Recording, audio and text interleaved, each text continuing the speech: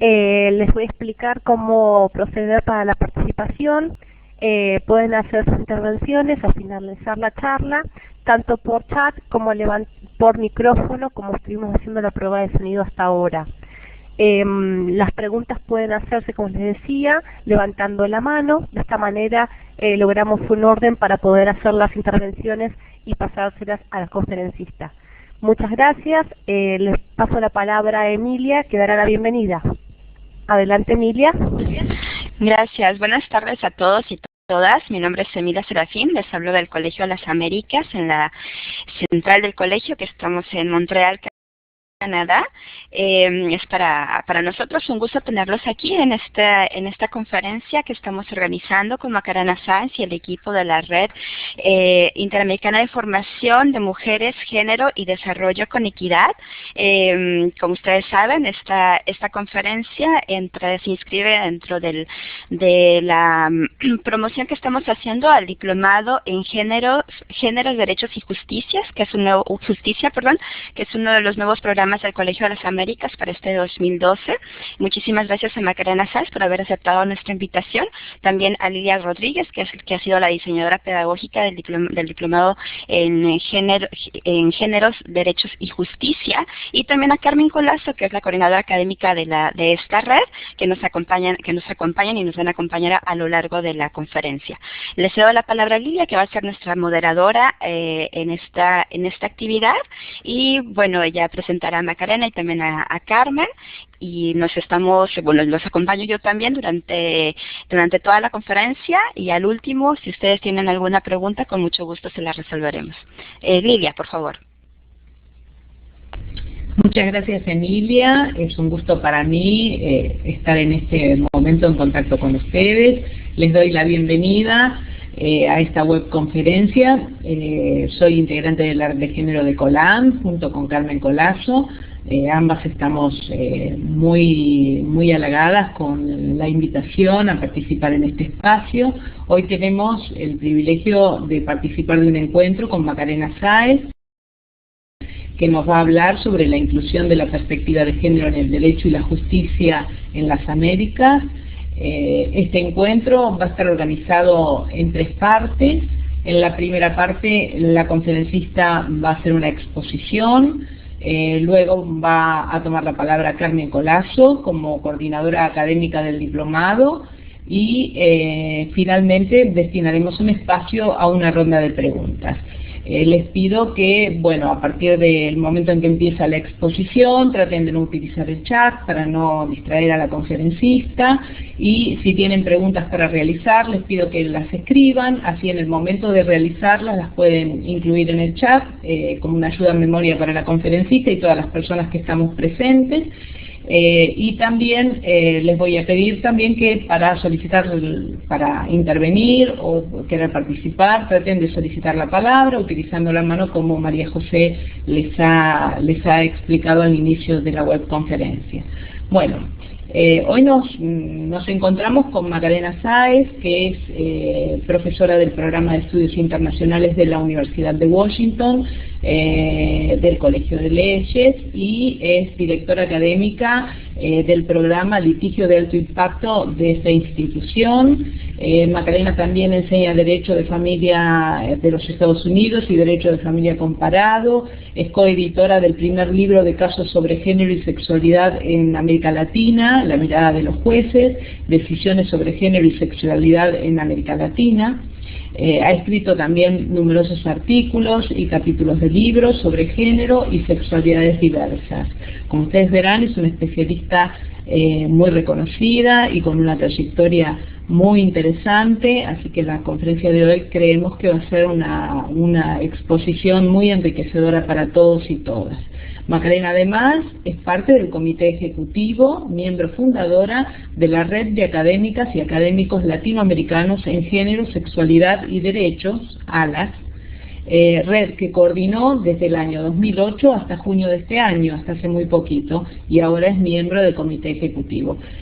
Como parte de su trabajo pro bono, Macarena es una de las abogadas principales del caso Atala e Hijas contra Chile, caso que llevó a la Corte Interamericana de Derechos Humanos a reconocer por primera vez la orientación sexual e identidad de género como categorías protegidas por la Convención Americana de Derechos Humanos.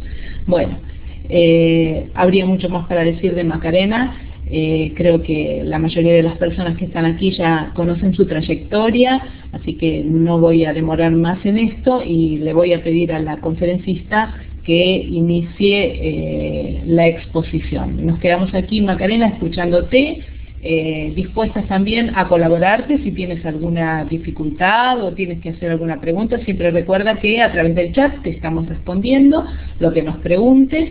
Y bueno, te cedo la palabra y espero que sea un excelente encuentro para todos y todas en esta tarde. Muchas gracias, Lilia, muchas gracias a quienes organizan, a María José, a Emilia, a la red, al Colán, por invitarme. Bueno, de partida esta es la primera vez que le hablo a una pantalla sin que nadie esté realmente mirándome, así que no sé cómo hacer este experimento.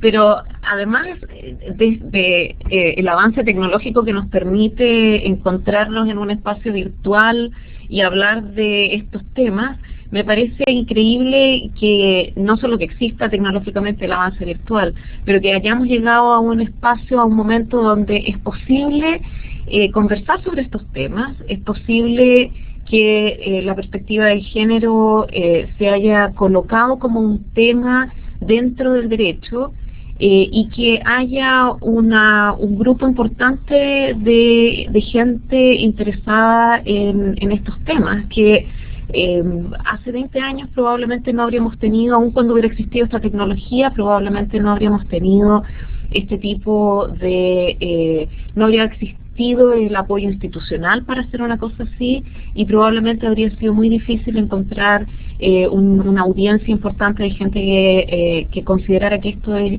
efectivamente un tema. Así que yo tengo una mirada muy optimista de la vida y a pesar de todos los problemas que existen, yo creo que ese sí es un tema para celebrar, el hecho de que podamos tener este tipo de encuentros. El tema de la conversación que vamos a tener hoy es la inclusión de la perspectiva de género en el derecho y la justicia en las Américas. Las preguntas que yo quisiera, sobre las que me gustaría basar la conversación hoy es, bueno, si ha cambiado la jurisprudencia que afecta a las mujeres y cómo ha cambiado. El derecho claramente no es solamente jurisprudencia, sino que tiene otros componentes importantes. Uno de ellos es la enseñanza del derecho, y aun cuando yo no me voy a referir específicamente al tema de la enseñanza del derecho, creo que y espero que al final de esta conversación quede claro por qué es importante la inclusión de las perspectivas de género y de sexualidad diversa en la enseñanza del derecho y no solamente comenzar a conversar sobre estos temas una vez que la gente sale de las facultades de derecho y empezar a conversar ya con jueces establecidos, con abogados establecidos, sino que esta es una conversación que es esencial comenzar en los primeros años de la enseñanza del derecho.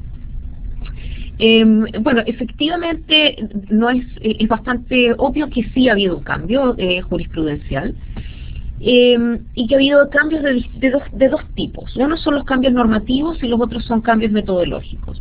Los cambios normativos a los que nosotros podemos ver son mucho más, están mucho más expuestos y son mucho más fáciles de reconocerse que los cambios metodológicos.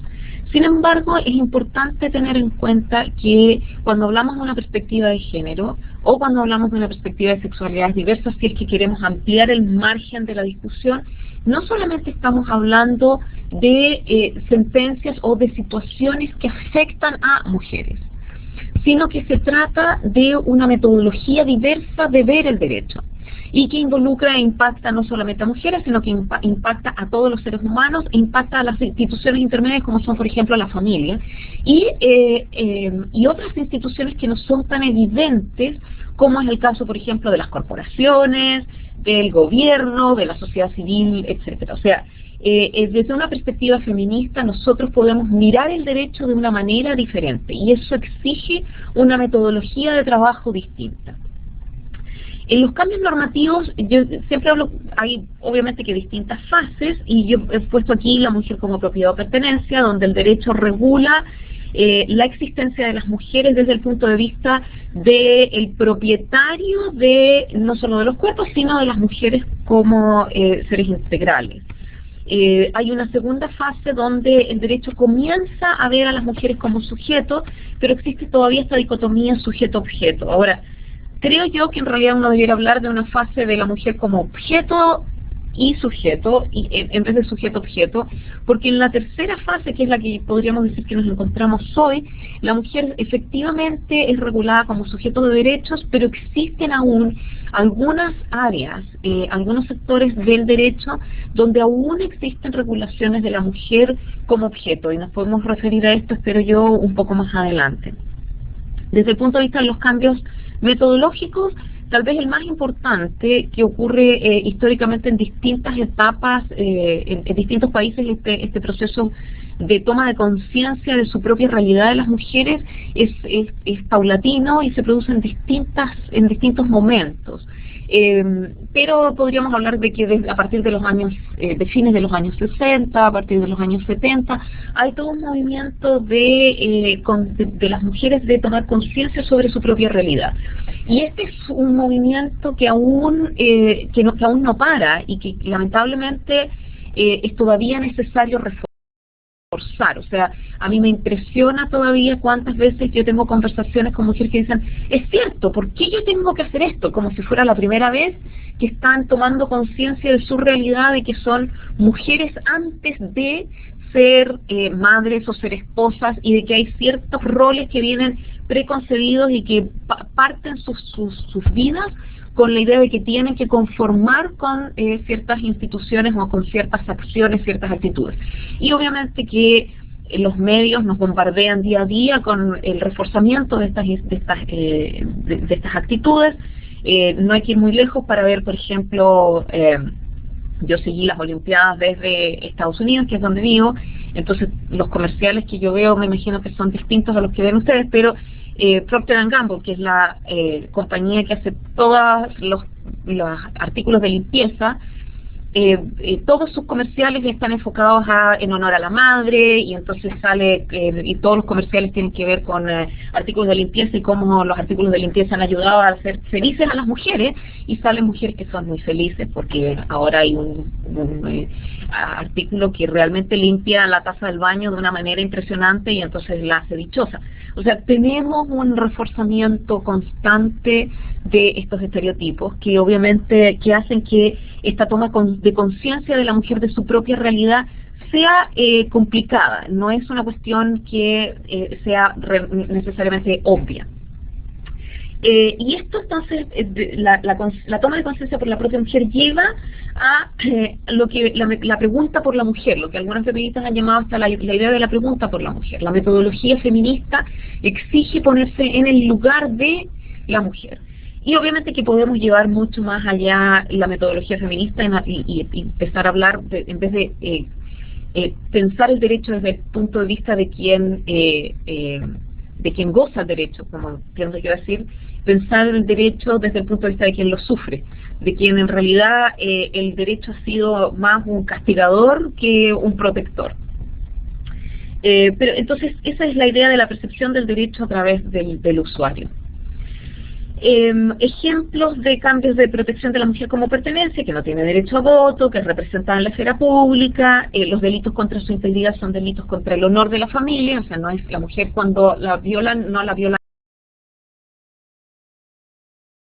a ella, sino que violan el honor del padre o el honor del marido, y es protegida para poder cumplir con su rol de esposa, con su rol de madre, con los roles que le corresponden. En una segunda etapa de protección de la mujer como objeto sujeto, tenemos que, claro, la mujer puede tener derecho a voto, pero no tiene participación pública en cargos de votación, por ejemplo. El acceso al trabajo y la educación está restringido. La protección física comienza a verse como una protección a su persona, además de la protección a la familia. Entonces, aun cuando sigue siendo tal vez un problema del honor, ya se reconoce que la mujer efectivamente sufre un daño cuando es intervenida físicamente. Un ejemplo que recurrente es en la tipificación del delito de violación. Como ustedes todos podrán recordar, la mayoría de los códigos penales ya han sido reformados, pero hasta hace no mucho los códigos penales todavía ponían como una exención de responsabilidad el que el violador se casara con la víctima. O sea, eso eliminaba el delito, porque en el fondo el daño de dañar el material del físico de la mujer, o sea, en el fondo era la misma premisa que el que entra a una tienda y rompe un objeto en la tienda, tiene que pagarlo y llevárselo. Era la misma premisa, el que viola a una mujer tiene que llevársela, porque ya no tiene valor de mercado en el fondo. Ese tipo de figuras son cada vez menos, afortunadamente las encontramos cada vez menos en el derecho. Han sido reemplazadas por regulaciones que no necesariamente protegen a las mujeres y donde el problema está un poquito más en la epidermis, en el fondo. Ya no es tan obvia la discriminación. Bien. Y la tercera etapa, entonces, la mujer como sujeto de derechos, la mujer tiene acceso a cargos públicos, el acoso sexual, la regulación del acoso sexual, que era algo impensable hace 30 años. Hoy muchos países tienen ciertos protocolos, por lo menos, o regulaciones legales para evitar el acoso sexual, el reconocimiento de la violencia contra las mujeres como figura específica, el hecho de que hoy haya estatutos y que haya leyes contra la violencia doméstica específicamente, es un gran reconocimiento de la mujer como sujeto de derechos y no como un miembro de la familia, donde efectivamente antes no existía la idea de la violencia intrafamiliar. Y si a una mujer le pegaban, bueno, era, ¿qué le vamos a hacer? Eso es parte de la vida privada de la familia, donde la mujer tiene que ser la sacrificada última de las relaciones familiares. Se reconoce a la mujer como titular de propiedad. No estamos viendo tus slides. ¿Quiere hablar de ella? Te pediría que, fíjate que en la parte superior derecha encuentras donde está el lugar para pasar los slides, dice follow. Fíjate que tienes que tildar ahí para que todos podamos ver tu pantalla de slides. Veo que los estás cambiando, pero nosotros no los estamos viendo. Te pido por favor que lo hagas.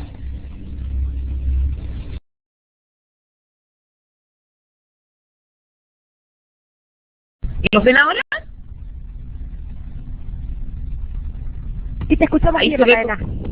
Ya, ¿y se ve cuando cambio?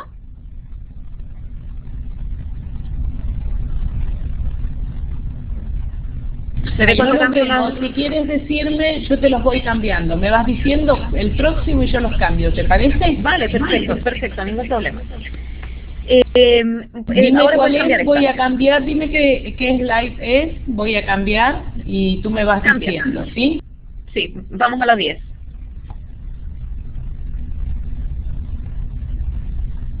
¿Siguiente?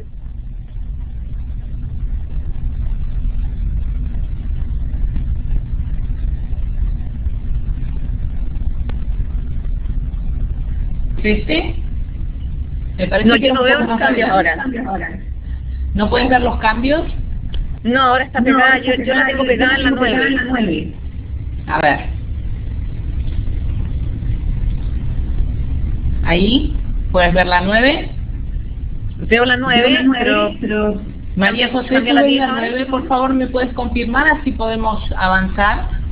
Estamos en la 9, aquí vemos la 9. Perfecto. Bueno, estamos viendo las 9, así que me vas diciendo y yo voy pasando, Macarena. ¿Te parece? ¿Puedes pasar a la 10?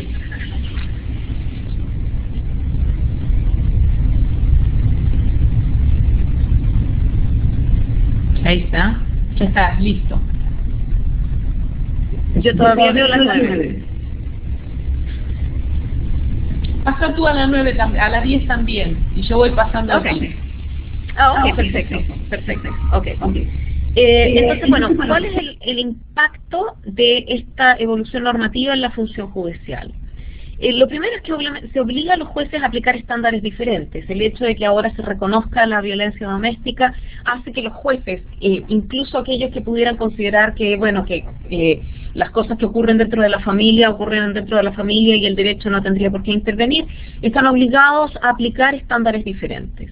Y cuando la ley rechaza una conducta, entonces comienza una internalización de dicha conducta como reprochable. Y por eso es que es importante hacer reformas legales, aun cuando uno diga, bueno, pero eso no ha cambiado en nada a la sociedad.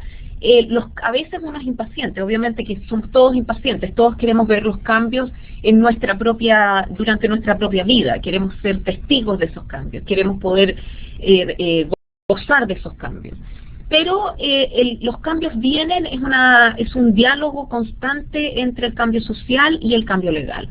Entonces, a veces es necesario que los cambios normativos empujen el cambio social para que se pueda producir. Y eso es lo que ha ocurrido, por ejemplo, con las leyes de acoso sexual, con las leyes de violencia doméstica, que han ido paulatinamente cambiando también las actitudes, no solamente dentro de los ciudadanos en general, pero de los jueces en particular, de los jueces y las juezas en particular, que empiezan entonces a ver el derecho desde la perspectiva, desde la pregunta por la mujer. ¿Cómo? Porque estas son ciertas figuras donde se necesita la percepción de la víctima. Lo que ocurre, por ejemplo, lo que ocurría con la violación, es que la violación no era importante. Con la violación sexual no era importante qué es lo que le había ocurrido a la víctima, lo importante era cuál era la percepción del padre o del marido, o sea, el daño lo tenía otro. Con la pregunta por la mujer, entonces la pregunta es, bueno, ¿cómo es la mujer, cómo está recibiendo ella este nuevo derecho? Este es un derecho creado por o empujado por las mujeres, que es distinto a entrar a un juego que ha sido elaborado, donde las reglas del juego han sido elaboradas sin pensar en estos otros actores que se vienen a incorporar después. Pasamos a la 11. Entonces, es necesario que haya cambios normativos, pero es necesario además que se produzcan cambios en la metodología, en los procesos de adjudicación, en la metodología de los procesos de adjudicación. Entonces, vuelvo yo a lo que decía al principio, es que no es lo mismo fallar a favor de las mujeres que incorporar una perspectiva de género al fallar. Y eso es lo que es más complicado de hacer entender. Entonces, cuando una de las críticas que se hace a los movimientos feministas es decir, bueno, pero ¿qué? Si ya ustedes han ganado espacios y hay sentencias que las protegen, pero es difícil entender esta idea de una perspectiva de las mujeres. No todas las sentencias que se refieren a las mujeres, incluso aquellas que a primera vista parecen ser favorables a las mujeres, pueden, con una mirada un poquito más profunda, reforzar estereotipos de género que queremos evitar. Un ejemplo normativo de esta situación se produce por ejemplo, en aquellos países que tienen, como la legislación chilena, una protección específica a la madre, y que en los casos de separación entre el padre y la madre, la legislación chilena establece que la tuición o la custodia preferente de los hijos la tiene la madre. Y entonces, claro, esto implica una protección mayor a las madres. Y si uno y el discurso de la igualdad es un discurso muy complejo, porque correctamente muchas mujeres consideran que al quitarle la protección preferente a las madres va en detrimento de ellas mismas como madres. Entonces, ese es un ejemplo de cómo tenemos una regulación que refuerza un estereotipo de género en términos de decir, bueno, la mujer es madre, y cuando la mujer es madre, es primero madre y después mujer.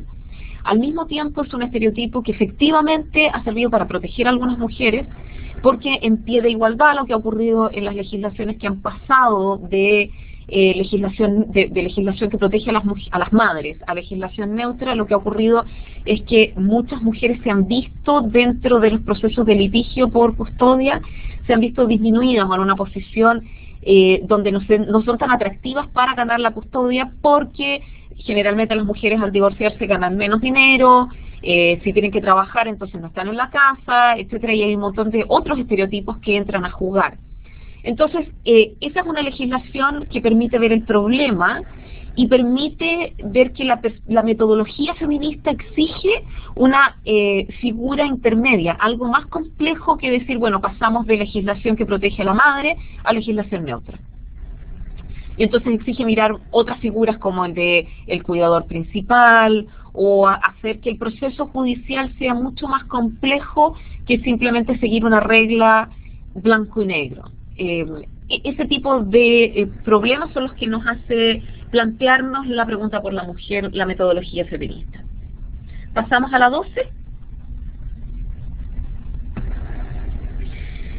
Y pasamos a la 13 inmediatamente. Yo, como tengo poco tiempo, lo que quiero es simplemente revisar algunas sentencias que les permitan a ustedes ver y que nos permitan para nuestra conversación posterior ver las diferencias entre sentencias que comienzan a hablar desde una perspectiva más compleja, desde una perspectiva de género, y cómo ese lenguaje se confunde. Entonces, no son necesariamente sentencias que sean feministas, entre comillas, sino que son sentencias que tienen cierto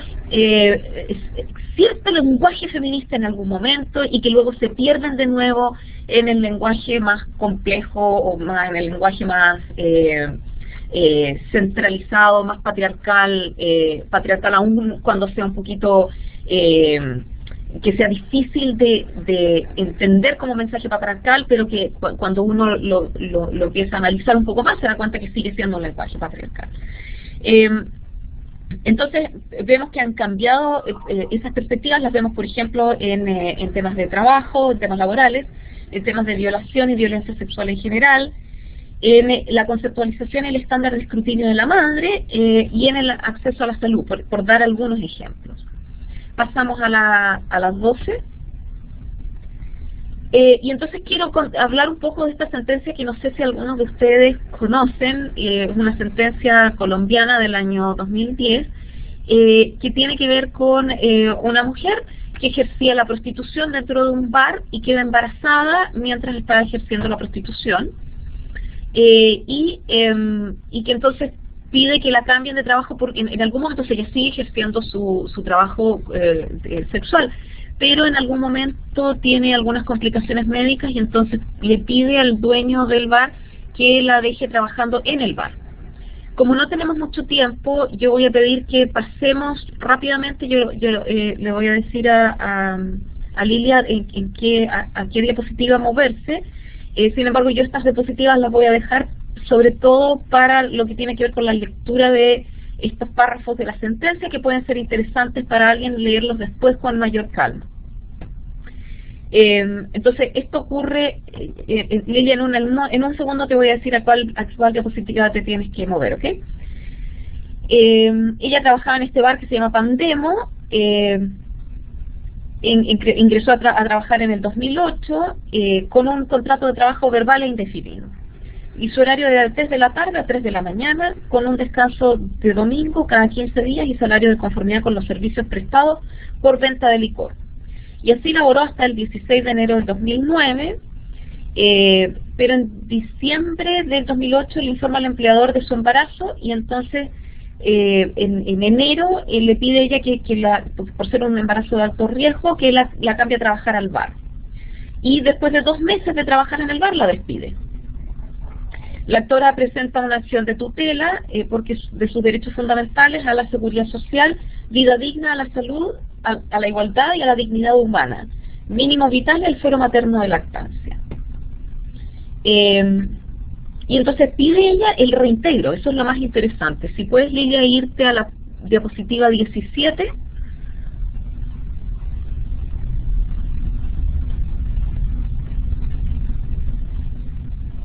¿Y si me puedes avisar cuando llegues a la 17? Ok. No voy a leer todo esto, pero lo que ella exige es en el fondo que se le reintegre laboralmente las mismas labores que desempeñaba en el Pandemo, en el mismo cargo, con las mismas condiciones y sitio de trabajo. O sea, En el fondo le está diciendo, yo ejercería la prostitución y yo quiero que se me reintegre a mi trabajo como prostituta, con mi salario, etcétera. Siguiente diapositiva. El tribunal de primera instancia indica que la prostitución es inmoral y el contrato es ilícito. Siguiente, y por lo tanto no reconoce las prestaciones ni pretensiones dinerarias reclamadas porque esto sería aceptar la legalidad del contrato. La siguiente, en la segunda instancia, también es lo mismo, que no hay, tratan de decir que además no había contrato porque no había relación continua y de dependencia, etcétera. Y entonces concluye que no hay elemento probatorio para decir que había un contrato. Pero además, nuevamente refuerza que el contrato tiene objeto ilícito. Nos vamos a la diapositiva 23, por favor. Entonces, acá tenemos un caso de una mujer que ejerce la prostitución. La prostitución es un tema altamente debatido dentro de las mujeres, donde ustedes tienen en el movimiento, los movimientos feministas, movimientos que indican que la prostitución siempre tiene que ser prohibida, porque aceptar la prostitución es aceptar la subordinación de las mujeres, con otros movimientos de feminismo más liberal, que consideran que la prostitución tiene que ser aceptada como un hecho, y tiene que ser aceptada como que dentro de la libertad de cada individuo para determinar qué función ejercer. La prostitución debe ser aceptada a sí mismo, no el tráfico obviamente, pero sí la prostitución. Y entonces este es un tema complejo en el que hay distintas miradas de lo que debe ser aceptable, no solamente en forma legal, sino que moralmente. Entonces, ¿cómo podemos resolver este caso? ¿Cuáles son los intereses jurídicos en disputa? ¿Debe ser la prostitución protegida? En la mayoría de los países de Latinoamérica es semi-regulada, entonces se dice, bueno, la prostitución no es ilegal, pero el contrato de prostitución tiene objeto ilícito, lo que ha llevado en el fondo a muchos países a que las mujeres puedan ejercer la prostitución en las calles, pero que no pueda haber casas donde se pueda ejercer el trabajo sexual. Y si hay diferencias en el resultado o no, dependiendo de la metodología. Ese es el punto. Ahora, en este caso nosotros tenemos una mujer que está exigiendo que se la reintegre a su trabajo. O sea, es una mujer que necesita la plata. O sea, podemos establecer el problema desde distintas perspectivas. Pero una perspectiva es ver, bueno, qué es lo que dice el derecho respecto del contrato, y con eso decir, bueno, blanco o negro no aplica, esto tiene objeto ilícito. Y otra es problematizar esta situación pensando en quién es la actora, quién efectivamente ha sufrido un derecho, ha sufrido un daño, y cuál es ese daño. El Tribunal Constitucional colombiano, en una sentencia que es muy criticada, les digo de nuevo, siempre en una sentencia que tiene que ver con prostitución va a haber mucha crítica, pero lo que es interesante es que empieza a cambiar la perspectiva de este caso, y lo empieza a mirar de una manera en que pueda efectivamente dar solución a la mujer que exige que se le escuche. Entonces dice, bueno, en lo que se refiere a la, perdón, si podemos pasar a la 24. En lo que se refiere a las buenas costumbres, se ha dicho que con ellas se expresa el aspecto moral de orden público. Trata entonces de definir cómo se establecen las buenas costumbres. Pasemos a la diapositiva 25. Sigue justificando lo que son las buenas costumbres acá. Y luego pasemos finalmente a la diapositiva 27. Donde dice, por menos feliz que resulte a los ideales de una sociedad democrática y respetuosa de los derechos fundamentales, que anhela dignificar en el mayor nivel posible la vida y el desarrollo personal de los individuos en una sociedad, se debe señalar de nuevo que dentro de los límites impuestos por el derecho, la prostitución es una actividad lícita. Bueno, y luego entonces vuelve a tratar de establecer que la prostitución no es deseable, etcétera.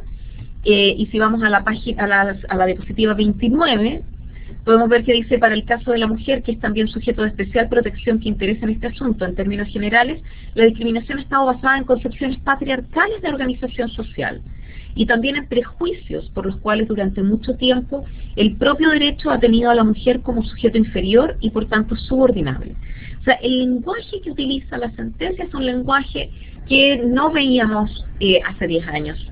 de ninguna manera. O sea, hablar de concepciones patriarcales es un tipo de lenguaje que comenzamos a ver, yo diría que a partir de en los últimos 5 años probablemente, hablar de subordinación, por ejemplo. Antes se hablaba de igualdad y de desigualdad, pero hoy encontramos algunas sentencias importantes que empiezan a establecer este lenguaje, que es un lenguaje que cambia el perfil, cambia el razonamiento de la sentencia, lo mueve desde un ámbito de derecho duro, de mirar, bueno, vamos a ver qué es lo que dice nuestro Código Civil sobre los contratos, vamos a ver qué dice el Código Laboral sobre el contrato laboral, y lo pasa a un estadio donde se empieza a preocupar más de cuál es la pregunta por la mujer, qué es lo que pasa acá, cuál es el problema. Y eso es lo que es muy interesante de esta sentencia. Ahora, si pasamos a la número 30,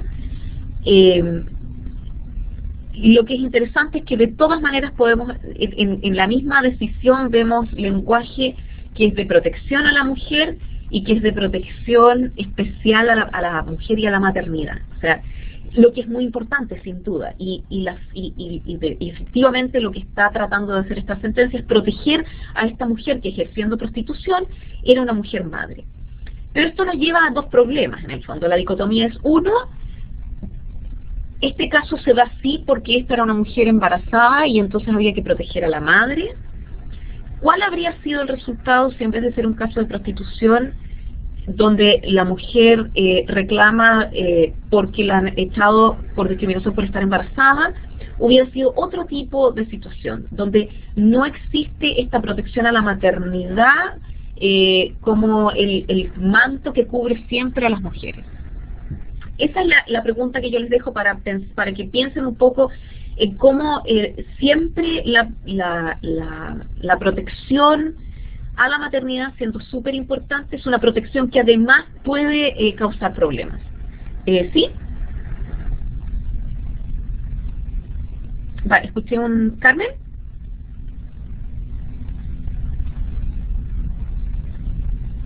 Ah, ok, perfecto.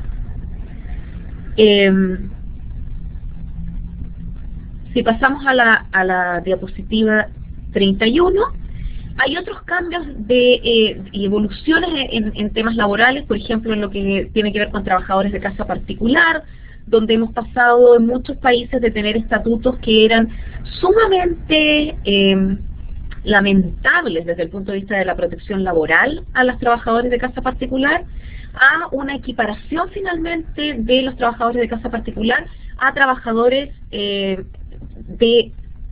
otros lugares, a trabajadores propiamente tal. No es aún una igualdad completa, pero por lo menos se ha comenzado a hablar del tema de los trabajadores de casa particular, donde mayoritariamente son mujeres las que sufren estos estatutos, donde se les obliga a trabajar mayor cantidad de horas, donde el sueldo mínimo no es el mismo sueldo. Como digo, ha habido muchos cambios y en muchos países hoy ya no se produce esta diferenciación tan brutal entre el trabajador o la trabajadora de casa particular y los trabajadores regulares. En acoso sexual, la idea de que exista el acoso sexual, la protección a la maternidad y a la paternidad, ese ha sido un punto importante. Aún en muchos países de Latinoamérica, la protección a la maternidad es una protección sujeta a la mujer, a la madre, y no una protección a la familia. Y ese es un salto que muchos países, los países nórdicos obviamente, Canadá, algunos países de Europa también, han hecho hace mucho tiempo, de intentar, donde han entendido que la protección a la mujer, no es la protección, es el reconocimiento del derecho de las mujeres a elegir los caminos que quieren tomar, exige una protección global, integral a la familia, y no solamente una protección a la mujer que trabaja cuando es madre. Si pasamos por favor a la siguiente. Este es un ejemplo, y con esto yo creo que voy a tener que terminar. No sé si Lilia, tú me puedes decir cuándo quieres que corte. Se trata de una sentencia que es muy interesante. Piensen ustedes que es de 1990, para que ustedes vean cómo se ha producido este cambio.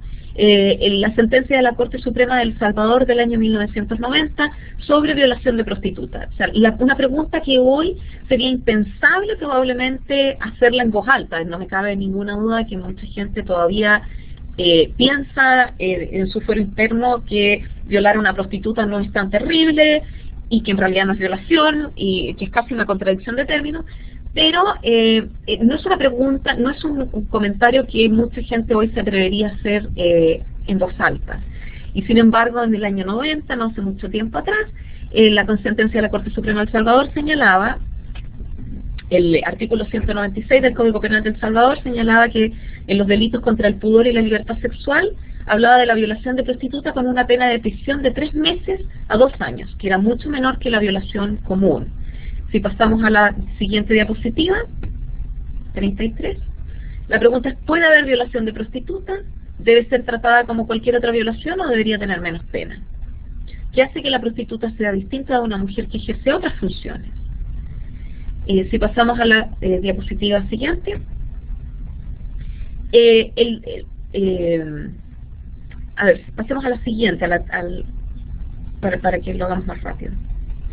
Lo que señala aquí la Corte Suprema es que la violación puede ser un tipo de violación atenuada, en atención al sujeto pasivo que no llena las condiciones de moralidad sexual exigidas para el tipo de violación propia. O sea, aquí vemos, perdón, y si me puedo devolver, yo como estoy ya un poco nerviosa porque la hora pasa y no sé en qué minuto tengo que parar, pero si ustedes ven lo que hace la Corte Suprema, cita el Código Penal de Venezuela de 1967, el anteproyecto del Código Penal de Venezuela, que era antecedente directo del Código Penal salvadoreño, y señala, y si ustedes pueden ver en las últimas 2 líneas, dice, el acto violento para yacer con una ramera no sería más que un delito de coacción. O sea, no puede, es casi una contradicción de términos. Y eso fue en el año 90 solamente. O sea, ustedes pueden ver cómo se ha ido incorporando el lenguaje de los derechos de las mujeres en el lenguaje de las sentencias, y que esto todavía sigue siendo una cosa muy nueva. No creo que tengamos tiempo para revisar esta sentencia de un tribunal argentino. Yo simplemente la voy a dejar ahí para que la vean, pero se trata también de una violación de una niña con un cierto retardo mental, en el que está aprobada la penetración, está aprobado el daño físico de hemorragia con acceso anal y vaginal. Todo está aprobado, pero el tribunal considera que no está aprobado el consentimiento. Entonces, si nos vamos a la diapositiva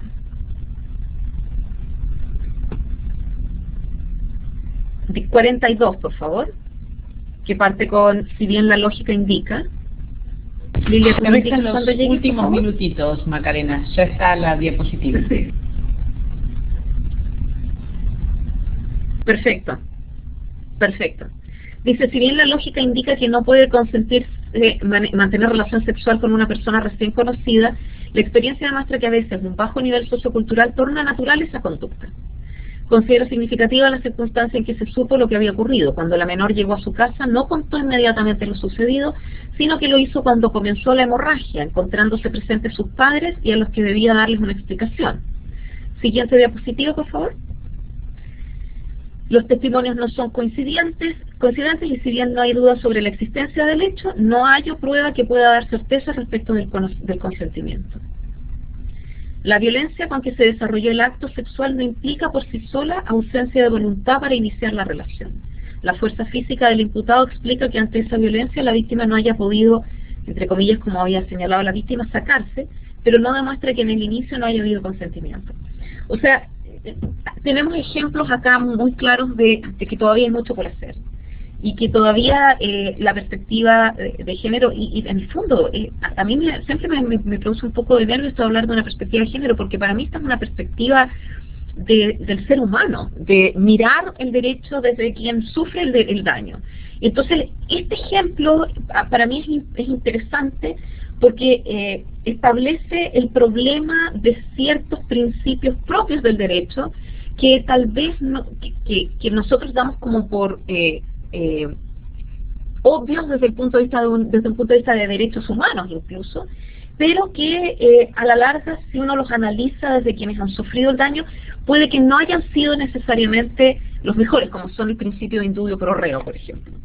Que obviamente que yo no es que esté en contra de todo lo contrario, obviamente que uno tiene que proteger tiene que presumir inocente, y uno tiene que siempre tratar de buscar la interpretación del derecho que sea más favorable a quien produjo el daño.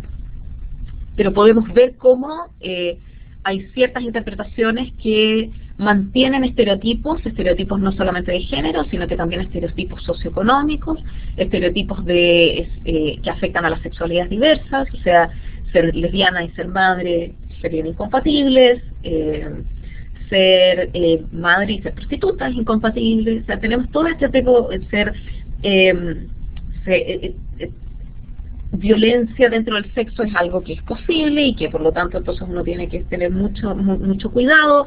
En la violación sexual, por ejemplo, no tratar de delincuente a un hombre que simplemente está siguiendo un juego sexual violento, que es muy normal desde el punto de vista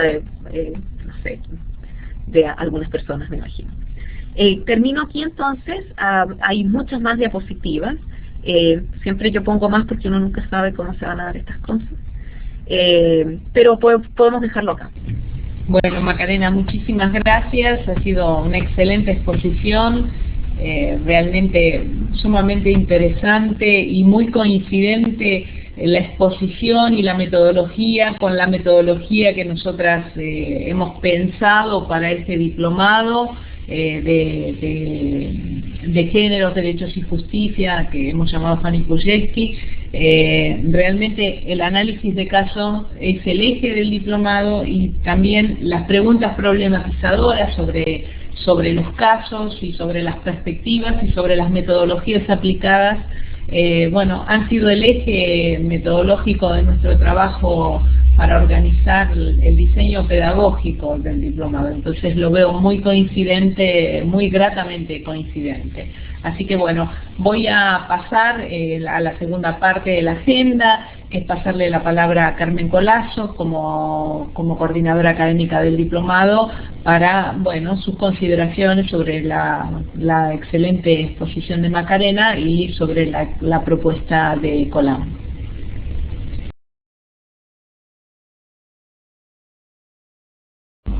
Hola, ¿me escuchan bien? Espero que sí. Antes que nada quería agradecer una vez más a Macarena por todo el aporte que hace a nuestra red. Hace mucho tiempo que venimos trabajando juntas, tanto la red ALAS, a la que ella pertenece y que coordina, como la red nuestra de Mujeres, Género y Desarrollo con Equidad. Creo que esto es una pincelada de todo lo que tenemos por hacer y que ya venimos haciendo en encuentros compartidos entre el COLAM y la red ALAS, y que seguramente seguiremos trabajando en este diplomado que ahora ponemos y presentamos. Esperamos que luego sea maestría y doctorado, porque no, a nivel virtual, en Género, Derechos y Justicia del Colegio de las Américas. Es un programa muy nuevo, inspirado en alguien a quien personalmente quiero muchísimo, mi gran amiga Fanny Pujecki, una abogada célebre de nuestro continente, quien fue una de las pioneras en América Latina sobre estos temas, y que tiene unos temas fundamentales como el trabajo sobre teoría crítica jurídica feminista, teoría de la justicia y género, derechos internacionales y género, y derechos constitucionales e inclusión de género. El diplomado va a abarcar 4 módulos, como ustedes ven, de 4 meses, y allí vamos a profundizar estos temas que hoy ha pincelado Macarena, porque como ustedes ven, nos ha quedado muchísimo por trabajar y seguramente saldrá de las preguntas, y les esperamos a todos y a todas para participar y para sumarse a este programa que recién se inicia. Y dejo la palabra para las compañeras que quieran hacerle preguntas a Macarena. Un abrazo y gracias nuevamente. Muchas gracias, Carmen. Bueno, vamos a pasar a la tercera parte de esta conferencia. Les pido que para pedir la palabra cliquen en el icono que se encuentra debajo de su nombre, el icono con la manito, como les explicó María José al inicio de la webconferencia. De ese modo pueden pedir la palabra para hacer sus preguntas. Vamos a hacer una ronda de 3 preguntas. Le pido a las personas que realizan las preguntas y no a otras, solamente a esas personas que también las escriban en el chat, así sirven de ayuda a memoria para la conferencista. Bueno, veo Pablo, veo María y veo Arcani. Bueno, Pablo, te pasamos la palabra, realiza la pregunta. Les pido a todos y a todas que por favor sean preguntas breves y concretas, así pueden varias personas preguntar. Pablo, te paso la palabra.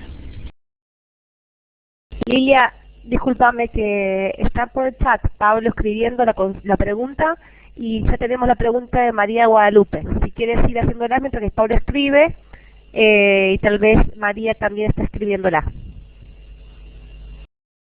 ¿Quieres que yo hable mientras tanto sobre la pregunta de Guadalupe? Bueno, puedes responder la pregunta de Guadalupe. Les pido que seamos ordenados en esto. Si van a escribir la pregunta en el chat, me gustaría que también la puedan hacer verbalmente, porque es mucho más accesible para todos estar escuchando. Entonces, te pido, Macarena, si quieres responder la pregunta de Guadalupe, mientras vemos que siguen levantando las manos y vemos qué otras preguntas realizar. Comenzamos por eso. Perfecto. Ahí veo 2 preguntas en el chat. Una que Carmen también ha respondido a Guadalupe, que en el fondo si hay ya consultores jurídicos que estén analizando estos casos desde una perspectiva de género. Yo no conozco ningún estudio oficial, pero hay mucho escrito a estas alturas. Hay mucho escrito desde el punto de vista de teórico de cómo se tiene que hacer esta perspectiva por la mujer, por ejemplo. Hay algunas traducciones de algunos artículos bien interesantes y cortitos que son fáciles de digerir. Y yo podría después entregar algún tipo de bibliografía, si ustedes quieren, sobre cuáles son algunos libros que a mí me parece que pueden servir para este tipo de ejercicio. Y obviamente, y ahora hay muchos libros también, o sea, el libro de La mirada de los jueces, que es el que producimos en la red ALA sobre análisis de casos. Yo creo que se complementa muy bien el trabajo que están haciendo algunas redes de colgar sentencias y de hacer ciertos análisis muy pequeñitos sobre si es una buena sentencia o una mala sentencia desde la perspectiva de las mujeres. Y esos son links que yo también puedo enviar, donde se pueden encontrar toda esta fuente de sentencias. Ahora, el único lugar donde sistemáticamente se hace un análisis de las sentencias como instrumento de enseñanza del derecho, me parece que es la red ALAS donde yo trabajo, y que también voy a mandar el website, que es redalas.net, donde la diferencia es que ese análisis de sentencias está pensado para trabajar en aula. Entonces, a diferencia de otras ONG o espacios de la sociedad civil que han colgado sentencias y que las cuelgan y que las evalúan desde una perspectiva de si en la práctica han sido buenas o malas para las mujeres, la red ALAS lo que hace es tratar de analizar las sentencias de una manera y entregar las preguntas de manera que puedan ser utilizadas en aula. Y eso puede ser interesante para algunos de ustedes. No sé si hay... Y podemos tomar la pregunta de María, Macarena, si te parece. María dice... Perfecto. Bueno, la lees tú y la respondes tú. ¿Sabes qué? A mí me queda más fácil si ustedes me leen la pregunta, porque si no tengo que ir mirando el chat dónde está y tengo que ir moviendo el cursor y perfecto, yo te la leo. Dame un minuto porque yo también tengo que ir mirando en el chat porque hay mucha participación. A ver, aquí está. Solo un segundito que también la tengo que ubicar. María dice, me gustaría saber qué piensa sobre la tendencia entre las mujeres jóvenes de reclamar derechos porque reconocen que tienen derechos, pero sin ninguna introspección sobre la naturaleza de ese derecho. Uy, no sé si ese es un problema de las mujeres o ese es un problema de hoy, la sociedad como lo estamos viendo hoy. Hay una explosión del discurso de los derechos, que por un lado es muy buena, obviamente, que se sitúe en el lenguaje de la persona común el discurso de los derechos, que hace 50 años nadie hablaba, ninguna persona, ningún trabajador, perdón, hace 100 años ningún trabajador decía yo tengo derecho. Y hace poco en realidad este discurso de yo tengo derecho a se ha ido situando con mayor fuerza. No tengo muy claro, tal vez si tú me pudieras dar un ejemplo de qué es lo que estás pensando en particular, sería más fácil para mí contestar más en detalle a lo que tú te estás refiriendo. A mí me parece que sí hay un problema de un individualismo profundo que no necesariamente es bueno para las mujeres, porque al final del día los hechos indican, aun cuando podamos estar de acuerdo o no, que las mujeres son las que en mayoría se hacen cargo del cuidado de dependientes. Entonces una sociedad que establece como su premisa, como su meta, la autonomía de los individuos, es una sociedad que solamente funciona si es que hay muchas personas que se sacrifican para que otros logren esa autonomía. Y muchas personas que se sacrifican por otros generalmente terminan siendo mujeres. No solamente estoy pensando en el cuidado de niños, estoy pensando en el cuidado de ancianos, estoy pensando en el cuidado de gente que no puede llegar a ser autónoma por discapacidades de distinto tipo. Entonces, yo creo que sí, la exacerbación de la idea del derecho como una característica de las sociedades individualistas es problemática, produce un problema. Y es un problema que afecta particularmente a las mujeres. No sé si eso contesta de alguna manera. Aquí María agrega algo a su comentario. Dice, sucede con frecuencia en los asuntos de reclamar alimentos en favor de los menores, pero sin asumir en ocasiones ellas. No había completado su idea. Perfecto, ok, ahora entiendo. Pero fíjate cómo se produce ese problema. Todavía no hay una coincidencia exacta entre ser mujer y tener una perspectiva feminista. Y entonces todavía hay muchas, y me refiero a lo que hablaba yo al principio, que nosotros crecemos en sociedades que nos bombardean con ciertos estereotipos.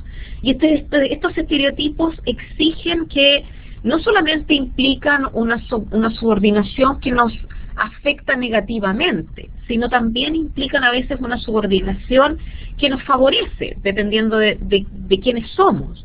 Entonces, sin duda que muchas mujeres pueden aprovecharse de legislaciones que las ven a ellas como con un derecho propio a ser tratadas con mayor protección porque son mujeres. Y eso obviamente que por eso es que me refería al principio, que hay situaciones donde pueden beneficiar a una mujer, pero que a la larga producen un estereotipo que lo que hace es reducir el pool de opciones que tienen las mujeres. Y ese es el problema mayor con los estereotipos. Sin duda que, por ejemplo, la legislación chilena ha cambiado recientemente de una protección de la maternidad de 3 meses de fuero maternal a 6 meses. Y entonces todo el mundo está feliz porque ahora las mujeres tienen una protección laboral de 6 meses. Pero resulta que los padres siguen teniendo 3 días de fuero paternal, que son los 3 días que alcanzan a ir y a registrar al bebé en el registro civil y qué sé yo, tal vez comprar el primer paquete de pañales, etcétera. No puedo yo reclamar diciendo que es una mala cosa que haya una protección de las mujeres, de las madres trabajadoras a 6 meses de fuero maternal. Pero ustedes pueden ver que esto no es blanco y negro, que hay un problema de estereotipo profundo si es que las mujeres siguen siendo las madres antes que ninguna otra cosa. Entonces, si no tenemos una protección familiar que sea de 6 meses, pero que proteja tanto al hombre como a la mujer, si no tenemos un igual pago por igual trabajo, si las mujeres siguen ganando en promedio 75% de lo que gana un hombre por la misma función, seguimos teniendo, no vamos a lograr esa igualdad. Entonces, la subordinación se produce de distintas maneras. Las mujeres que reclaman alimentos sin pensar, bueno, yo tengo derecho a que me den alimentos porque el otro tiene la plata y que fue, eso siempre lo vamos a encontrar. Entonces, no todas las mujeres tienen una perspectiva de igualdad que sea... por eso es que es un tema complejo. Uno de los problemas de la perspectiva feminista es que no es algo que tú puedas transmitir en un eslogan comercial. Requiere un poquito más de complejidad y ese es un problema que el feminismo tiene de marketing súper profundo. Bueno, la otra pregunta, una pregunta que hace Pablo, es la tipificación del feminicidio y femicidio resolverá el problema de acceso de las mujeres víctimas de violencia a la justicia. Ahí también hay una serie de diferencias. Hay muchos movimientos de mujeres que consideran que la tipificación del femicidio es clave para terminar con la violencia masiva en contra de las mujeres. En esto yo debo... el femicidio, yo no soy experta en femicidio. No he estudiado ni he leído toda la literatura que tiene que ver con cuáles son las ventajas y las desventajas de la tipificación. Yo soy muy escéptica de usar la legislación como varita mágica. Y en eso pienso que pasa lo mismo con el femicidio, pasa lo mismo con las leyes antidiscriminación. Pienso que se puede producir a veces una falsa sensación de éxito cuando todo el trabajo está enfocado en sacar una legislación que ayude. Sin duda que una legislación que reconozca un cierto delito. Creo que es importante tenerla, no hay duda al respecto, pero creo que tiene que tener las legislaciones que solamente se usan como signos de que algo va a ocurrir, como por acto de magia algo va a ocurrir, creo que no son buenas legislaciones.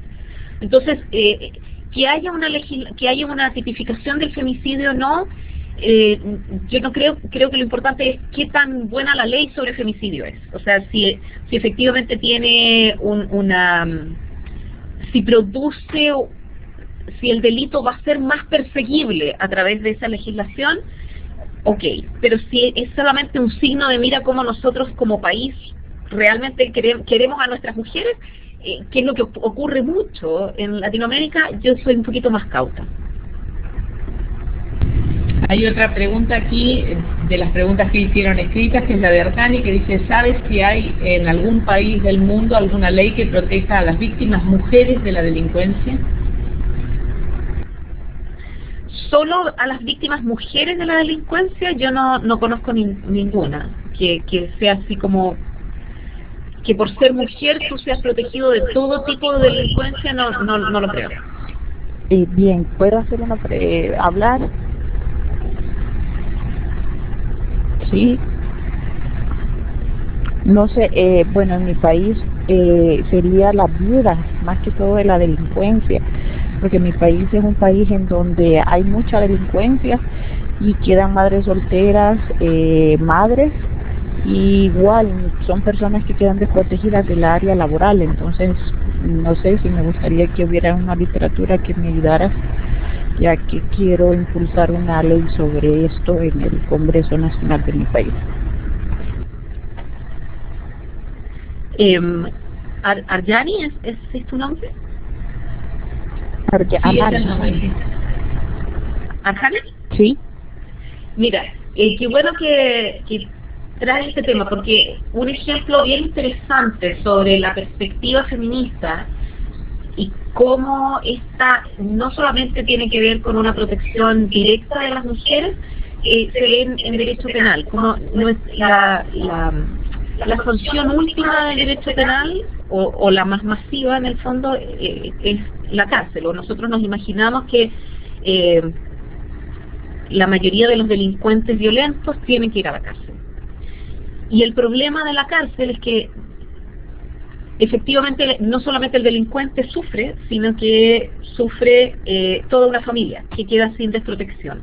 En países, sobre todo donde las mujeres todavía siguen siendo las que se encargan de los niños y los hombres son los proveedores, se produce el mismo problema que tienen algunas legislaciones que tienen que ver con violencia doméstica. Y es que al separar al violento o aislarlo, están condenando al hambre a las familias y a toda la red que viene de atrás. Entonces, el problema con el derecho es que está estructurado como si los individuos fueran entes aislados que no tienen conexión con nadie más. Y entonces el problema que se produce no solamente cuando los hombres son quienes ejercen la delincuencia y son encarcelados, pero se produce también cuando las mujeres son encarceladas y tienes niños que viven en las cárceles. O sea, hay toda una generaciones de niños que son encarcelados sin haber cometido ningún delito, pero que tienen que vivir en la cárcel porque son menores y no tienen quien los cuide y entonces tienen que vivir con sus madres. O sea, todos los problemas que produce la cárcel como instrumento de reforma y de protección de la sociedad, tiene toda una cara que es muy compleja para el feminismo. Ahora, por otro lado, el feminismo además ve en general en mucha literatura que rechaza, que ve con mucha desconfianza el derecho penal. Y uno de los problemas que tiene esta idea del femicidio es confiar demasiado en el derecho penal para proteger a las mujeres.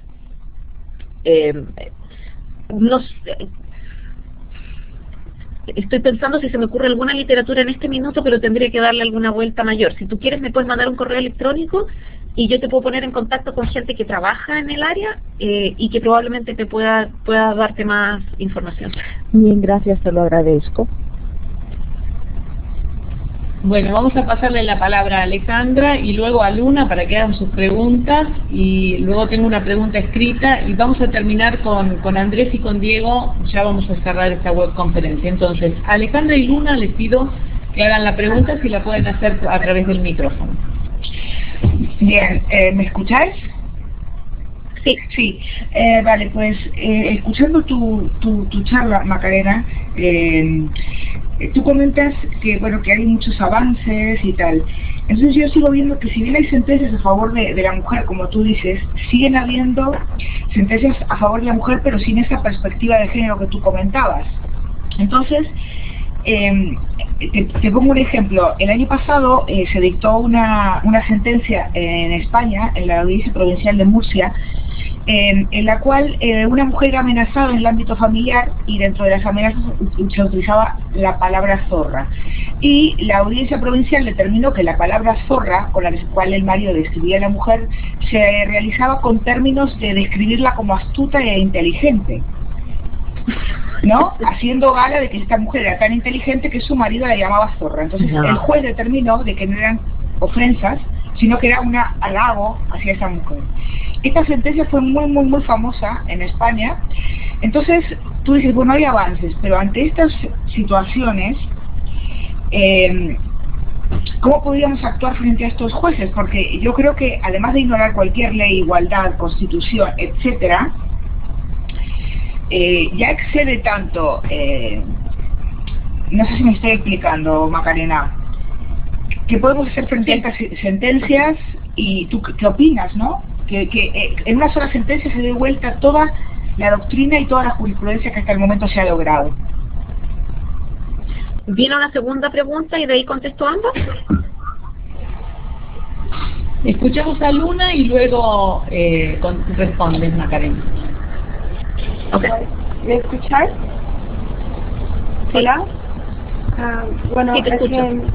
Soy de Brasil y aquí hay una ley de protección a la mujer en casos de violencia doméstica y familiar.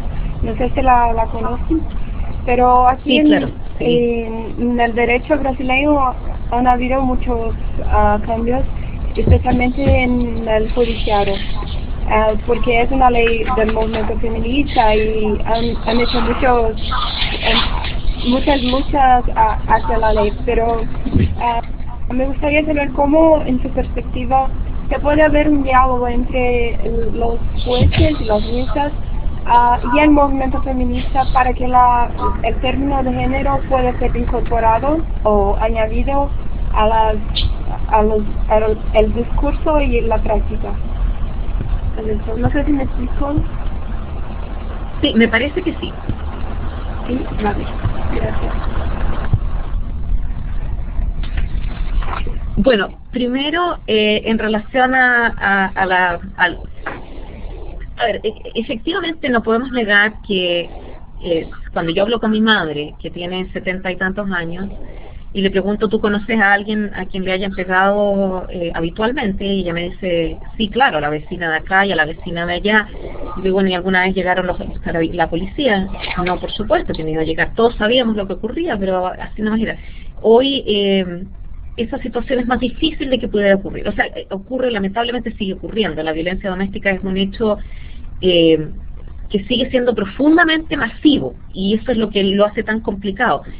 Pero al mismo tiempo hay mucha más conciencia de que no está bien, y hay muchos más instrumentos para atacarlo. Y desde ese punto de vista yo creo que efectivamente hemos avanzado algo, pero creo que los avances del feminismo no son avances lineales, sino que la otra vez alguien me preguntó y yo decía, yo siento que es un poco como las olas en el mar, que van, golpean la arena y retroceden, y después golpean y retroceden. Entonces pasamos por periodos donde parece que vamos avanzando, o áreas donde parece que vamos avanzando, y otras donde parece que no avanzamos tanto, o tal vez incluso vamos retrocediendo. Yo no sé, hay días en que yo me levanto muy optimista y días en que me levanto no tan optimista. Entonces, ambas, las preguntas de Luna y Alejandra, a mí me parece que tienen que ver con cómo nosotros cambiamos a los jueces. No los podemos cambiar cuando ya son jueces. Y por eso es que a mí me parece que, obviamente que hay mucho que hacer en educación, y en el arte, en el teatro, etcétera, pero nosotros como gente que trabaja en derecho, me parece que es clave incorporar las perspectivas, la enseñanza y la discusión sobre lo que significa la perspectiva de género y de sexualidades diversas en los primeros años de las facultades de Derecho. Porque es ahí cuando los jóvenes todavía están con la cabeza abierta. Cuando ya uno egresa, todos aquellos que han hecho alguna clase en Derecho, sobre todo en Latinoamérica, yo creo que comparten la opinión que doy ahora, de que los alumnos de primero y segundo año, aun cuando son muy niños, están todavía con la cabeza abierta, todavía tienen como mucha pasión. Ya en los últimos años la pasión se ha convertido en un, bueno, ¿cómo voy a conseguir el trabajo? Se nota en la forma en que se visten, o sea, se han judicializado también, y esa rigidez mental afecta profundamente a las mujeres, porque ya el derecho no fue capaz de saltar la barrera de los estereotipos.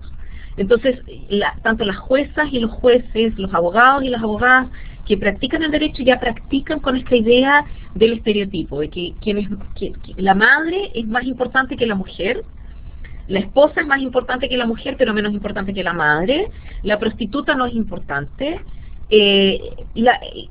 con todos estos estereotipos que afectan profundamente la manera en que las mujeres viven el derecho. Yo encuentro que Brasil está orgulloso y tiene razón de estar orgulloso de tener una ley de violencia intrafamiliar, María da Peña. Es lamentable, es vergonzoso toda la historia que hay detrás de cómo se tuvo que llegar a esta ley María da Peña, porque grafica exactamente la indiferencia frente al daño a las mujeres.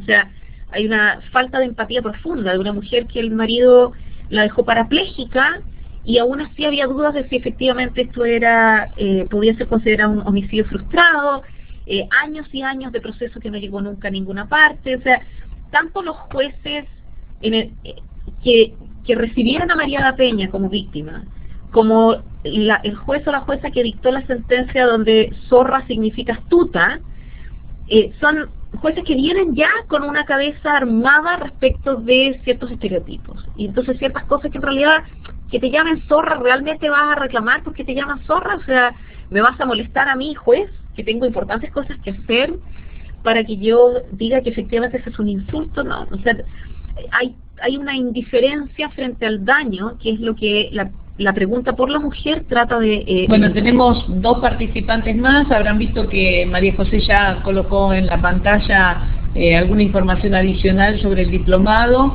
Y bueno, para las dos últimas preguntas son las de Andrés y Diego. Bueno, les pido que tomen la palabra y así Macarena puede responderles. Primero Andrés, y cuando termina Diego, la pregunta, a ver, Andrés no tiene micrófono, la deja por acá. Dice Andrés, siguiendo la línea de que los jueces tienen la cabeza armada, ¿cuáles son las estrategias con las Cortes Supremas y la Academia? Y Diego, ¿tienes micrófono? ¿Me confirmas? Si tienes micrófono, te paso la palabra. ¿Tienes? Bueno, te paso la palabra a ver si haces tu pregunta.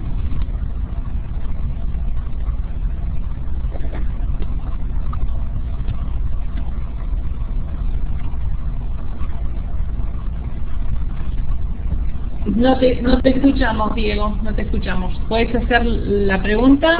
Nuevamente la puedes escribir mientras Macarena responde la pregunta que hizo Andrés. Macarena, ¿podrías responder la pregunta de Andrés y mientras Diego va escribiendo la suya? Sí. Sí, perfecto. Sí. Mira, con las Cortes Supremas es difícil tener una estrategia con las Cortes Supremas. Con la Academia es mucho más fácil porque es un trabajo lento, pero en el fondo lo que tú tienes que hacer es el trabajo de hormiga de tener de que en todas las facultades de Derecho haya alguien por lo menos que enseñe Derecho constitucional con una perspectiva de género, Derecho civil con una perspectiva de género. No solamente tal vez es importante tener un seminario sobre género y derecho, pero un seminario sobre género y derecho va a acarrear a la audiencia, a nosotros, a los que estamos conversando hoy, que tenemos un cierto camino recorrido. Pero lo importante sería, yo recuerdo haber estudiado Derecho Penal y haber estudiado en aquella época, y no soy tan antigua, la idea de la mujer de buena fama y la mujer de mala fama. Y nadie preguntó nada. El profesor pasa y dice, bueno, la violación de la mujer con mala fama, la mujer de mala... no me acuerdo si era el secuestro o era la violación, pero era algo donde existía la idea esta de la mujer de mala fama y la mujer de buena fama. Ni al profesor le pareció que era importante parar y preguntarse por qué. Ni ningún alumno, ninguno de nosotros consideró nada al respecto. Cuando pasamos en Derecho Laboral el Estatuto de las Trabajadoras de Casa Particular, tampoco, nadie se preguntó nada.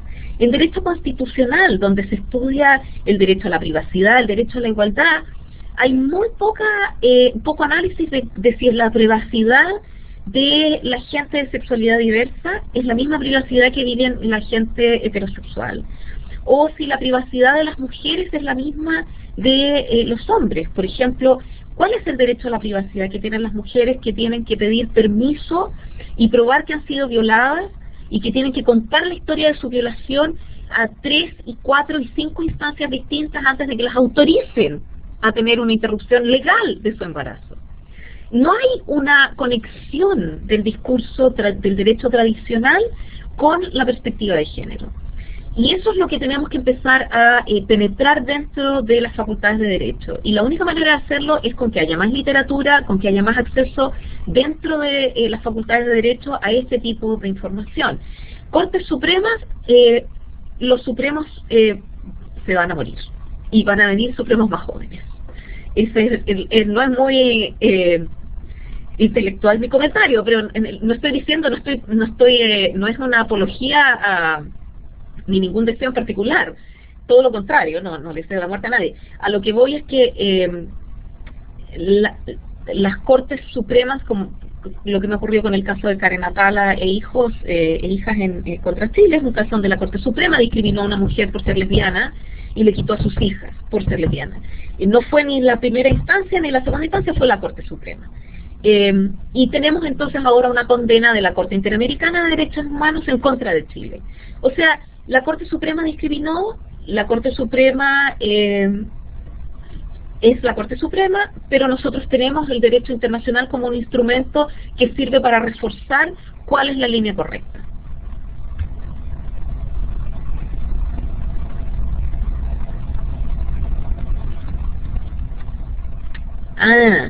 Ok. Lo que pasa es que yo hay algunas oficinas de género y de derechos humanos en las Cortes Supremas, efectivamente. Varía de país en país, efectivamente. A mí, yo soy muy pragmática en esto. Creo que depende mucho del lugar. Hay ciertas instancias donde a mí me preocupa a veces que la perspectiva de género se vuelva una bolsa vacía, donde todos dicen, bueno, hay que chequear y hay que llenar esta oficina y hay que ponerle check de que ya pasó por la oficina de perspectiva de género. Y eso sea todo. Creo que es importante asegurarse que esas oficinas que tengan gente que efectivamente entienda el problema. Bueno, Macarena, nos quedaría una pregunta más, que bueno, la de Diego no la veo en el chat, así que voy a tomar una pregunta que hizo Lucía anteriormente y con esto ya cerramos. Lamento, hay muchas personas esperando, pero bueno, no queremos abusar de tu tiempo y del tiempo que habíamos pactado para esta webconferencia, así que bueno, te hago la última pregunta, que es la de Lucía, que dice, ¿qué considera Macarena pueden ser unos elementos claves para implementar políticas públicas que promueven los derechos de las mujeres? Nos queda María ahí también. No sé si tienes tiempo, le damos también la palabra a María. No sé si te parece, Macarena, si estás de acuerdo. La última palabra, María. Bueno, María, te pasamos la palabra.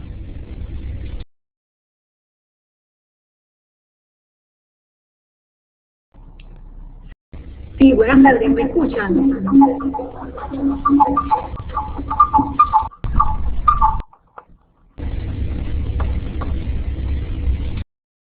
Adelante, María.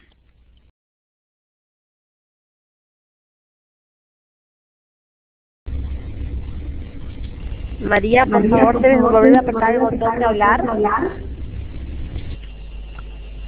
Al principio, ahí está, adelante.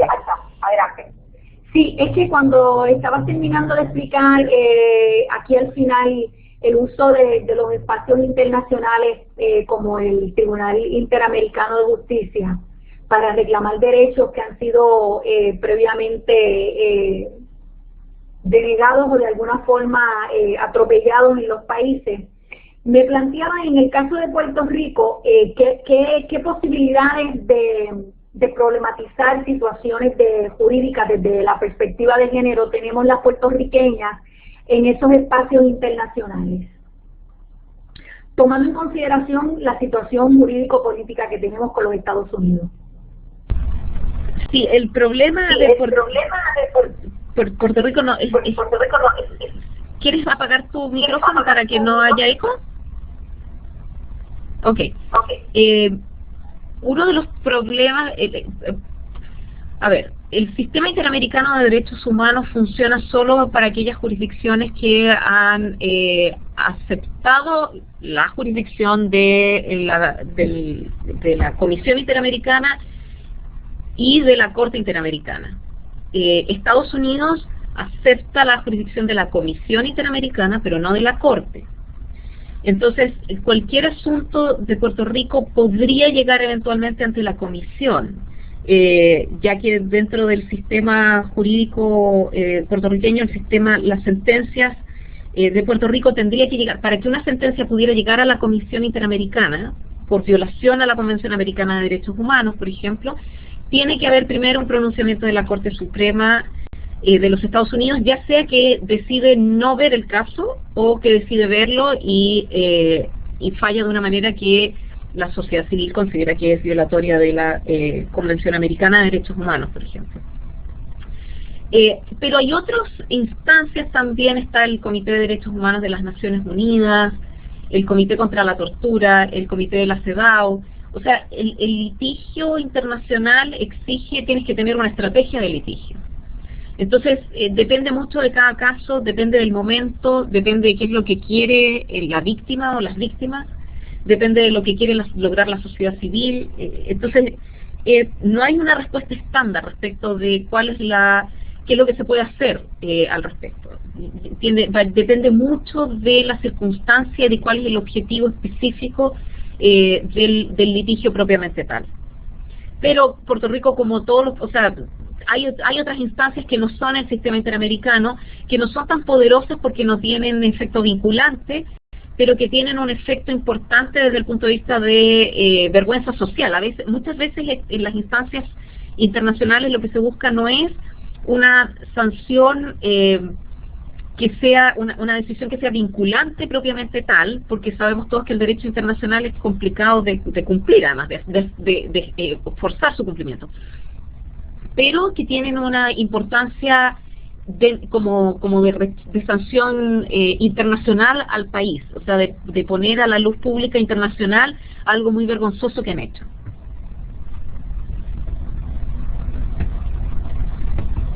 Bueno, Macarena, vamos cerrando. Quedan algunas preguntas pendientes, pero bueno, siempre sucede así. Veo la de Diego, Ahí veo la de Diego yo también. ¿Quieres que te la lea? No, la estoy leyendo acá. Bueno, que sobre la Corte Constitucional colombiana, que ha hecho grandes avances en reconocimiento de los derechos LGBTI, extensión del fuero de maternidad a las mujeres que ejercen la prostitución, que es la sentencia a la que me refería, discriminación positiva, etcétera. Sin embargo, la cultura constitucional es todavía una tarea pendiente. No podría quedarse todo en bellos fallos.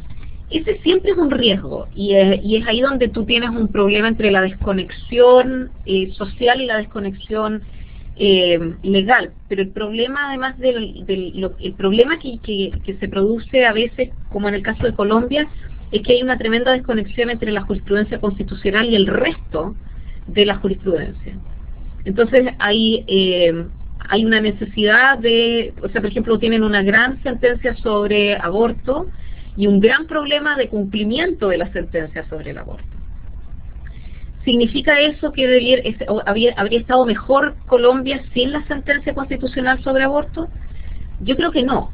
Yo creo que hay razón para estar triste porque la sentencia no ha producido todos los efectos que en un principio tal vez se pensó que iba a tener. Pero yo creo que cualquier persona, pero la gente que llevó adelante ese litigio, yo creo que tenía mucha claridad que esta no era una tarea que se acababa con una sentencia.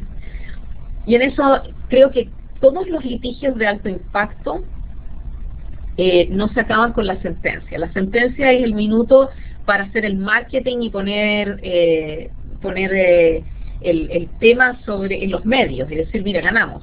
Pero es ganar el primer round de muchos rounds. En estas cosas las presiones sociales de distintos grupos son muy fuertes, y entonces no es un triunfo definitivo, es simplemente una pequeña puerta que se abre de optimismo y la que hay que aprovechar, y hay que empezar a trabajar a partir de esa puerta, pero eso es todo. Entonces yo creo que no hay que no hay que pensar que el litigio constitucional es la salida a todos los problemas, pero creo que el litigio constitucional en Colombia ha abierto muchas puertas para hablar temas y llevar a cabo luchas que de otra manera habrían sido mucho más difíciles todavía. Bueno, ahora sí, hacemos el cierre.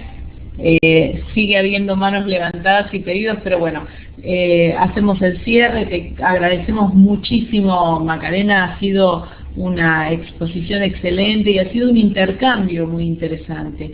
Este intercambio que, bueno, les proponemos continuarlo en el diplomado, a quienes quieran acceder al diplomado, porque está pensado con ese sentido, no solamente con el sentido del acceso al conocimiento, sino también del acceso a espacios de interacción en donde se puedan compartir no solo experiencias, sino también pareceres, perspectivas desde distintos ámbitos. Así que bueno, invitamos a todas y a todos, a los que estén interesados en este tema, a informarse sobre el diplomado, sobre los cursos que tiene, que se pueden cursar de manera independiente y no son correlativos entre sí, aunque tienen un sentido correlativo. Pueden cursarse de manera independiente de acuerdo a los intereses. Así que bueno, simplemente invitarlos e invitarlas a que se informen sobre este tema y nuestra disposición para lo que necesiten saber. Y Macarena, bueno, nuestro reconocimiento, nuestro agradecimiento y nuestra admiración por tanto conocimiento y por tanta facilidad para compartirlo y para interactuar con los presentes. Así que bueno, en nombre de COLAM, de la Red de Género y de las personas que estamos participando en este diplomado, te agradecemos muchísimo y agradecemos también a todas las personas que han participado y que se han quedado desde el inicio hasta el final sin perder un segundo. Que es muy grato ver que esto ha sido así. Los esperamos y las esperamos para la próxima reunión que se haga en COLAM sobre algún tema de género y bueno, simplemente agradecerles y estamos a la disposición de ustedes. Para salir de la sala correctamente tienen que ir a archivo y luego salir. Macarena, si quieres dar un saludo final, aquí te paso la palabra. Muchísimas gracias, la verdad que esto es bien, esto de no poder ver a quienes están, con quienes estoy conversando es un poco complicado, así que les pido disculpas si es que fui muy rápido o hubo algo que no se entendió o ofendí a alguien. A veces es importante el cambio de expresiones, es importante para entender a veces cuál es la idea cuando uno está tirando algo con una ironía o no. Por mi acento ustedes se darán cuenta que soy chilena y los chilenos tendemos a ser un poquito brutales en nuestro lenguaje. Espero que lo hayan disfrutado y mi correo electrónico me parece que está en la presentación, al comienzo. Cualquier cosa que ustedes quieran, mándenme un correo electrónico. Si están en desacuerdo con algo, si discrepan, me encantaría escuchar sus observaciones también. Encantada de ponerme en contacto con ustedes. Muchas gracias. Y muchas gracias a los organizadores, me parece estupenda esta iniciativa. ¿Qué les puedo decir? Muchas gracias, Carmen, Emilia, María José, Lilia, un millón de gracias por todo. Sí, muchísimas gracias, Macarena, Lilia, gracias a todos por habernos acompañado. Les recuerdo que esta conferencia, bueno, me da mucho gusto ver que todo el mundo sale muy contento de esta actividad y bueno, como lo decía, lo dijo en su momento Carmen Colazo y también Lilia, pues los esperamos en el diplomado en Géneros, Derechos y Justicia que estamos promoviendo. La convocatoria cerrará próximamente en unos cuantos días, al mismo tiempo que les vamos a enviar la grabación de esta videoconferencia, les enviaremos también la información sobre la convocatoria. Si alguno de ustedes tiene dudas, comentarios o cualquier cosa, o si no pueden comunicarse con Macarena directamente, pueden escribirnos el correo rifhead@oi-iohe.org. Lo escribí ahí en el chat y con mucho gusto dirigiremos, sea Macarena su pregunta o nosotros mismos responderemos las cuestiones en cuanto a la convocatoria. Un abrazo, muchísimas gracias y que tengan buena tarde. Bueno, cerramos la reunión. Gracias a todos. Gracias, Macarena. No sé, ¿querías decir algo más, Macarena? No, ¿Y nada, te habías tomado la bien. palabra? Todo bien.